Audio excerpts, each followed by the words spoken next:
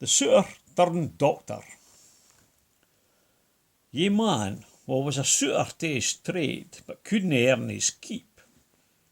He left his hame town rather than sterve, his fortune for to seek. Well, he settled in another place that was far frae his native hame.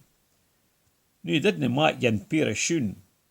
It was as a doctor he fand fame. He selt a potion which he claimed was ilk poison's antidote. The punters cam frae a' around, and it selt like cake still hot. Yin day the suitor his sell took ill. The provost put him to the test wi' a cup. Rich reward he would be gien, should he the poison sup. He had to confess, the truth be tell't, that he wasna really a physician. The provost called the town folk round. Soon they kenned the suitor's admission. See now your folly, fellow citizens. Wi' mince he's filled your head.